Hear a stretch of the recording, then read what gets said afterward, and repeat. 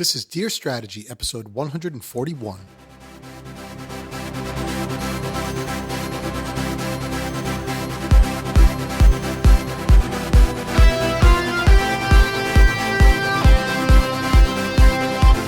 Welcome to another episode of Dear Strategy, where we answer all of your questions about product, business, and personal strategy.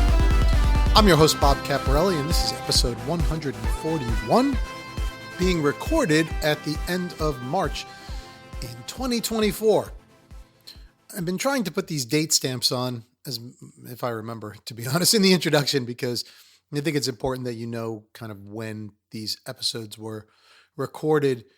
My goal of this podcast was never to make it a current events type podcast, but rather to make it almost like a, collaborative, not collaborative necessarily, but a cumulative, that's the word I'm looking for, a cumulative history lesson on all the things we've talked about, right? It's almost like a podcast in, a textbook in podcast form, so that you can use things at any time, go back and reference material, things of that nature. But of course, there are some topics that we talk about that are a little bit more current, or some of the examples that we use that might be a little more current. So that's why I'm kind of trying now to say this is when it was recorded, so you at least have some reference for that.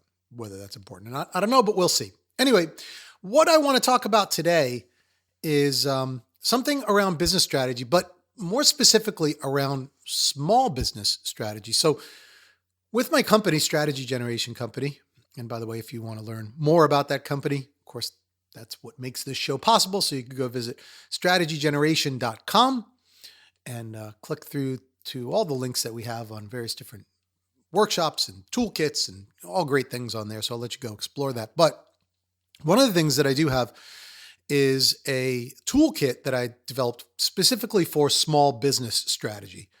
Lots of small businesses kind of contact me and say, hey, need some help with this, that, or the other. But frankly, they don't have the budgets to hire a strategic consultant or even the time to do that. And they're looking for a little bit one-on-one coaching, but maybe don't have the higher budgets to spend a lot of money on that. So what I'm developing right now is an online class that they can take, kind of a self-learning class. So that's in the works. But in anticipation of that, or ahead of that, I built a small business strategy toolkit that is currently available online. So if you go to the inspiration portion of the website, click down onto toolkits, and then you'll see the small business strategy toolkit there. So I do help small businesses where I can, where budget allows, and then also through these, like I say, toolkits and upcoming online classes. And of course, I'm a small business owner myself. I have owned or co-owned several small businesses. Right now, I own, of course, Strategy Generation Company, and then I also own a small multimedia studio that supports Strategy Generation Company, does some external work as well here and there. And then I was co-owner of another, product management training company in the past as well. So have been and currently am a small business owner. So in addition to working with a lot of small business owners, I have a network of small business owners that I am a part of. And so I see a lot of the things that small businesses are dealing with. And I like that approach, by the way, because a lot of what I teach to corporations, especially product managers within corporations, what is a product manager in a large corporation?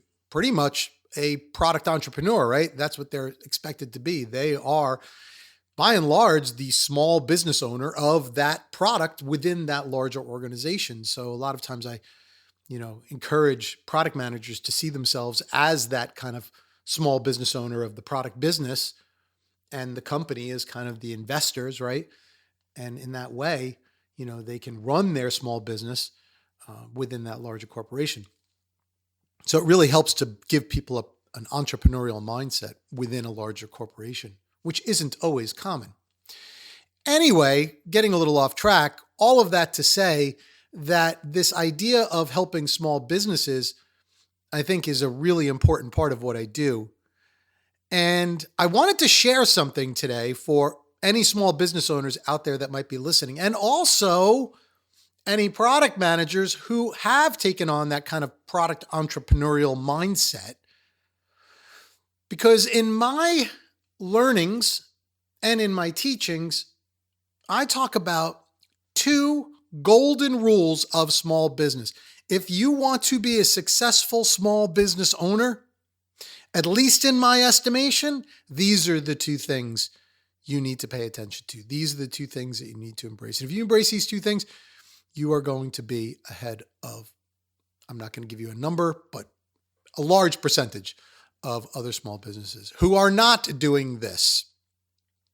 So what are these 2 rules? Now, you've always heard, by the way, the customer is always right? Put the customer first. The customer is always right. And that's the number 1 rule. And I don't necessarily completely agree with that because it's not true inherently, right? Customers, unfortunately, are not always right. And I get the sentiment that you need to treat them as if they're always right. I'm going to give you a little twist on that in my golden rules. So here they are, without further ado, the 2 golden rules of successful business ownership. Number 1, diligent follow-up. The biggest thing that I see businesses do wrong is they do not follow up. And there's a lot of ways that you can follow up in a business, right? There is the obvious, a customer contacts you and you need to follow up with whatever you've said you would do. So if you said you would get them a quote, you need to follow up with that, right? If you said that you would, call them back, then you need to follow up on that. If you said that you would start a project on a certain, you need to follow up on that. You need to be organized and follow up on what you promised your customers you would do. That's one type of follow-up. Another type of follow-up is following up on prospective business, right? So customer comes in, is interested in something, and maybe reaches out. You need to follow up with them by reaching out and then reaching out again and reaching out again. I mean, it's kind of easy to follow up when someone is on the hook, right? They're already interested in what you have to offer. They want something from you. They're actively looking for a service. My goodness, there's no excuse to not follow up then. But it's a lot harder to follow up when they're not on the hook, right? Because they are maybe looking at doing business with you. It's not something they want immediately. So you have to drive their interest by reaching out over and over again. So if somebody expresses interest, reach out to them, then reach out again, and then reach out again, and then reach out again, until, of course, you become a pest, which is going to go to my second rule. I will go there in a second. But you need to follow up, right? And then the third way, by the way, that you can follow up is on your own internal administrative things. A lot of people don't think about this, but following up on things like your finances, like your taxes, like your accounting, like all of the administrative stuff that it takes to run a business, which most small business owners hate to do. And especially the very small business owners like me who don't have the budget to hire a lot of external people to help them with that. I mean, of course, I have some that I have, but a lot of that stuff I do myself. And so, when you're in that situation, you've got to set time to follow up on those things that will quickly get out of control. And finances and accounting, probably the biggest things, but other pieces as well, like invoicing, right? Like supplier management, like paying your bills, right? All that stuff. Follow up is key. Now, of course, the biggest follow-up item that I have a pet peeve about when businesses don't do it is when you've promised something to a customer, but you just don't get back to them. I cannot for the life of me understand companies, employees, businesses that do this, right? They say, yeah, I'm going to call you back on a certain day, and they don't call you back. They say, yeah, I'm going to get you a quote, but they just don't do it. Some of them just take their time. Some of them completely ghost you, right? Which indicates that they're not interested in your business at the moment. That's okay, but why wouldn't you just take 2 seconds to reach out to someone and say, hey, by the way, a little busy right now, can't take this business at this moment, but keep me in mind for the future. Like, what does that take? And yet the number of businesses that don't do that, it's absolutely incredible. So follow-up is incredibly important. Now, how do you do it? That is probably a whole other podcast, but I'll give you the one word key to follow up, and that is organization. You've got to organize yourself. You've got to have a process, a system behind the scenes that allows you to keep track of what you have to do and then follow up on it. There's a million tools that can help you with this. There are to-do lists. There's tools within, Google or Outlook or whatever your email program of choice is. There's lots of different ways that you could do this. I have a lot of tools that I use, and I'm happy to share those things with you as far as what my process is. And I think I'll do that on a separate podcast, specifically about being more organized, because I think it's such a key to what we're talking about here, but also to strategic success as well. So we'll talk about that separately. But organization is the key to follow up. And then the desire to actually want to follow up with people. I mean, that's just unbelievably important. Okay, so that's the first golden rule, is follow up, diligent follow up for all those things we talked about, right? Your customers, your own administrative stuff, and prospective customers as well. Okay, so now the second golden rule, which is a little twist on the customer's always right, because the customer isn't always right. But here's my twist on that, which is never treat your customers like they are a burden. Now, how does this kind of play into the customer's always right? Well, how it plays into it is that customers are not always right. Some customers are downright wrong.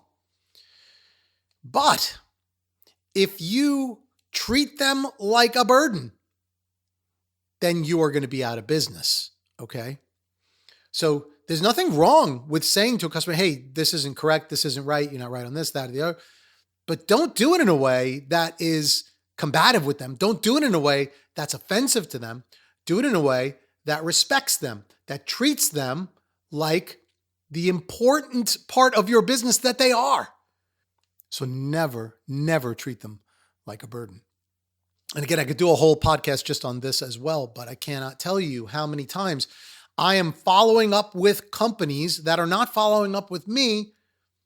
And because they know they should have followed up on me, or because they know that I'm right about something and they're not, or because they think that they should know something that they don't know, or any number of those different insecurities, they treat me like I'm a problem, right? They treat me like I'm a bad customer. They treat me like I'm, a burden to them. And that makes me not ever want to do business with them, right? Now, even if I'm wrong on something, which of course I am plenty of times, right? Don't treat me like I'm a problem child. That is such a bad look for a business. So don't treat your customers like they're a burden. I mean, that is just simple, right? Simple. So I think because of time here, what I'm going to do is put a pin in this one, right? I think that means I'll put this on hold. But I think those are two really important things to keep in mind. Again, diligent follow-up, and don't treat your customers like a burden. But I think what I'm going to do is maybe expand on that. So in the next 2 episodes, we'll talk about those in a little more detail. The first one, we'll talk about follow-up. We'll talk about some tools that you could use to be more organized and follow up better.